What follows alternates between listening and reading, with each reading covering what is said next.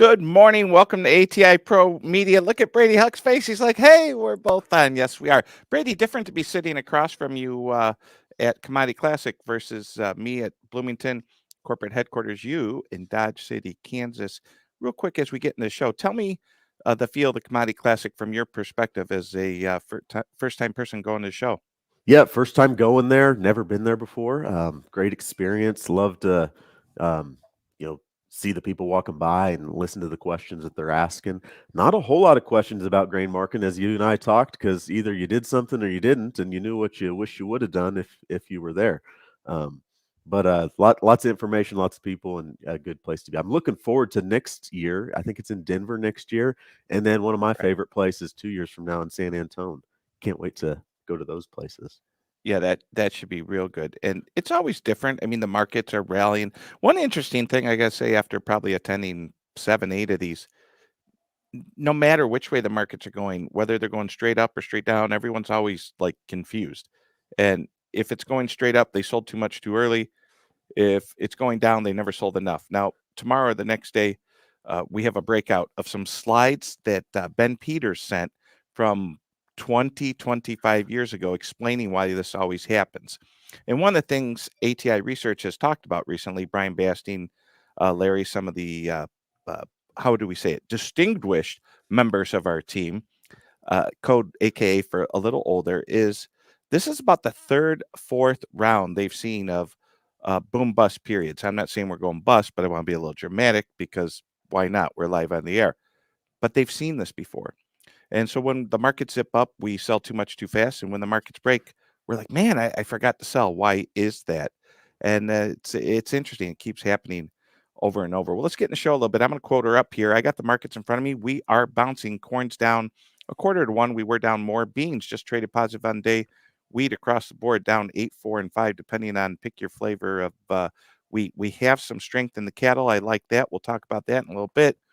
Overall, I think the farmer's optimistic. I will say, from a trader standpoint, someone who owns a seat at the board, who does not farm, I've been in that buy dips category.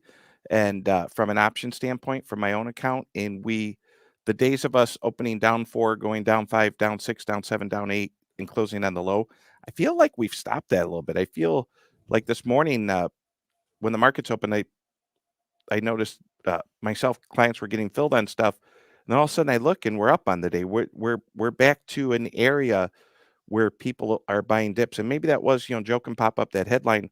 Ukraine's or China's been very aggressive about buying stuff. You want to read this one off, Brady? Can you see it? You bet. I'll get my bifocals tuned in here, but Bloomberg reported more than 20 grain cargoes were bought by China over the past 2 weeks. Corn, sorghum, and barley was bought from the U.S. and Ukraine. That's good news. And Dr. Larry said we need China to buy at least 100 MMTs of corn from America. Otherwise, we're just going to be burdened with these big stocks that we have. And we do have some interesting things we're going to talk about next few days. I was here early and I asked Dr. Larry about, remember before the big drought of 1988 started, that we had I thought it was like a 4 billion carryout. He said it was 4.2 billion carryout. So Wow. when we talk about in the 24 growing season, if we have a big crop, we could have a 2.7, 2.6, 2.7, 2.8 carryout. America's dealt with much greater carryouts. Of course, we had much higher prices. So if we do have a boomer of a crop, if AI kicks in, and I will say from Bloomington, Illinois, driving the office today, there's this beautiful rain going on, and it feels like spring. And you have some charts to explain that a little bit, but I'm thinking this crop goes in early. We've had what's called people call it an open winter. I know our friends in North Dakota had a blizzard the other day, but they don't have 4 feet of snow right there. So if it snowed 6 inches, the second that melts, they're good to go once we get those ground temps up. I don't know where the Huh? disaster is. Clients in Texas are done planting corn. Let me say that for you in the back of the room. Texas clients are done planting corn. You out there watching this video should think about planting, protecting. We have crop insurance now. And Brady Huck, how are things out in Dodge City, Kansas? Sometimes you are the Dust Bowl. I think of the dirty 30s, and I think of where you live. It's boom and bust. I'm going to throw a quick graphic up here, Tommy. Looking at the past 30-day percent of normal precipitation, and there's a lot of red on that screen. Kind of highlights the open field conditions that we've seen here over the last couple weeks. Strip till rigs have been rolling, getting fertilizer on. I would say that's the general theme across a lot of the Midwest here. I don't know what it's like in your backyard, but in our backyard, they're getting a lot of stuff done out in the field. Um, Yeah. I'm up in northern Indiana, so's Joe. We're right below, we're in the northwest Indiana, and things look good. It looks like spring at my house. It looks mhm. and feels like spring. Matter of fact, I went outside the other day and I was like, what is that noise? The birds are chirping. I looked up, birds were flying back from south. It's all system go on plant 2024. Uh, but there are people out there saying this is going to be the big drought. But I imagine if you're saying this is going to be the big drought, my next question is how much old crop corn are you long? Oh boy, yes. To that's why we want to own some of that old crop going into till we get that next crop going, right, Tommy? Um, I want to own it on calls, right? That's just me personally. This is America; they can own it any way they want, but there is a cost to owning and carrying that physical bushel. I mean, mhm. my calls have never spoiled in the bin, and where the trucks show up or not, they work just fine. Now, of course, I'm jealous as heck that I don't own farm ground and I don't get to farm. And think of where we were 2 years ago. Corn was at 5 on its way to 7. The farmer owned it from 450. 2 years ago, if I wanted to get long corn, I had to pay the 7. Can you break that down? Like, sure, this year you said, Tommy, do we dare say on air that I am buying corn how much under a lot of producers' cost production, Brady? Yeah, yeah, we go in, and that's the great thing about owning through a call, right? You spend 10 cents on a call, and the market breaks a dollar. We can go spend another 10 cents at this thing and have another chance at it versus having a whole dollar to catch up before we get back to even and square one. So sometimes losing that money on the call option is actually the much better way to manage that ownership. And If you that's have the sale, if there was a sale, right? So good to sell point. nothing by a call to try to get all mixed up, it'd be like, we're doing this wrong. There's a rhythm to it. That's why when people sign up and say, hey, this is where I'm at, Hmm. I look at them and say, it's going to take 3 months, 6 months, a year of doing this to get caught up with your inventory, get the risk managed. You have your crop insurance. As we build the layers of the pyramid, as Dave Lechtenberg talks about, or the layers of the cake, the risk management layers, it takes a while to get this under control. And no different than health and fitness. You just don't show up and be like, I signed up. I'm in good shape. I walked on the treadmill. I even lifted weights. It's a process. It's a process. And you either believe in it or you don't. And yeah, that's where we are. So, hey, you know what? Good news. I don't know what else you have, but I'm starting to see comments, We got questions lots of come up. questions over You there. got lots Yeah. of stuff, but Well, wait. we got lots of questions over there. I Oh, say we jump into that. I'm going to throw one up real quick before we dive into that, just to look real quick at second crop planting in South America.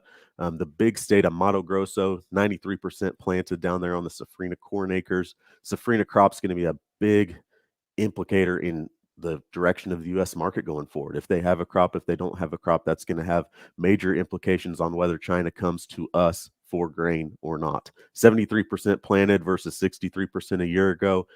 Keep your eye on weather conditions down there. But this crop's going in the ground at a good pace. yeah. I think South. Kurt Struber sent you those charts, and Kurt's going to be part of the premium content team. Hey, Joe, I'm going to throw you for a loop, and I want you, Joe, to shut off your camera and I want to see what it's like to pop Joe in the show. There he is. There's producer Joe at home. Shut off your camera. There he is. See, we're working on new technology in case we ever have a power outage.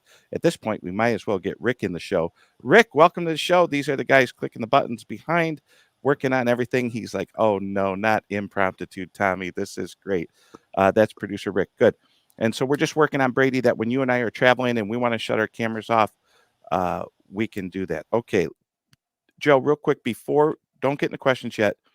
We did our first for real premium content yesterday. The ATI website is up. Of course, you can go to www.atipromedia.com. We did our premium content. Some of you all have been getting this for free. I guess sometimes free is too expensive or things have changed. So Don Wick talks classic 2024. That was yesterday's premium content. If you're interested in liking, subscribing, signing up, want more, even if you haven't signed up yet, if you give us a call, 1-855-737-FARM, we will get that video out to you. And we're going to be producing content every day, Brady. Connor, the whole team at 9. That's free. It'll always be free, but the premium content is the best of the best. Later this afternoon, we have Michael Reginelli, who by far is one of the best commercial brokers in Yes. all of America. We have Kurt Struber coming on from commercial brokerage. We have Nate Duraco coming on from commercial brokerage. Of course, we are powered by Advanced Trading. We have all our research and a whole bunch of really smart people behind us working. With that, let's get into our favorite part of the show, questions. Q&A, baby.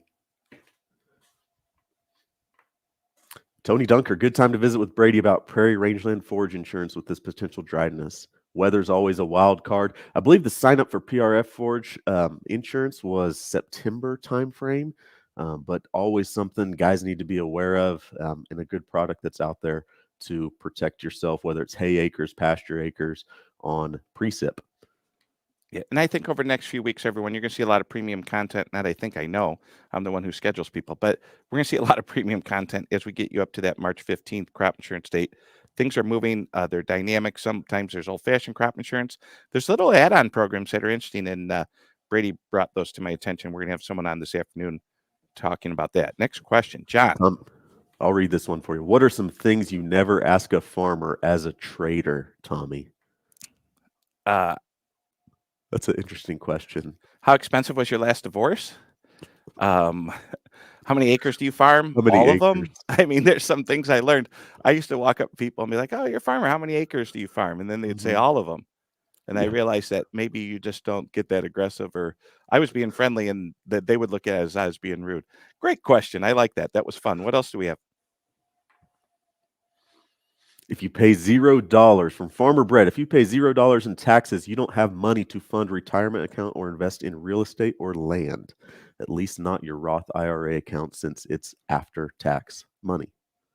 That's great. Great comment there, Farmer Brett. I think what Farmer Brett's saying is it's okay to pay taxes, and it's okay to pay taxes, invest in yourself, invest in your future, invest in your retirement. Farmer Brett, we owe you a cup and a sweatshirt here, an ATI ProMedia sweatshirt. Also, uh, our favorite cotton, Luke, he's like, "Where's the sweatshirt and the cup?" I'm like, "We ordered them. It takes a while, but don't worry, they're on the way." Any more questions or comments from the peanut gallery till we get back to work, my friend? I don't see. I think we got some stuff we'll go jump and do, but Q&A is always fun, always great to interact with you. Bring your questions every day. Yeah. Live Here at we are. 9. How do we get a hold of us, Tommy? I'm going to roll through it. We're live at 9 every morning. Watch us on YouTube. Check us out on Apple Podcasts or Spotify. Premium content's coming soon. Got some stuff going to customers on a regular basis, but we'll have the full launch of premium coming soon. Coming soon, sooner than that. It went live yesterday, kind of, but we are ready. So if you want to subscribe, www.ATI ProMedia, click $30, $1 a day, premium content coming to you, as we say in the pit, 6 days a week. See you, buddy. See you, Tommy.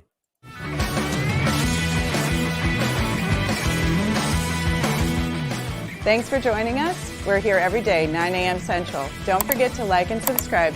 We'll see you next time.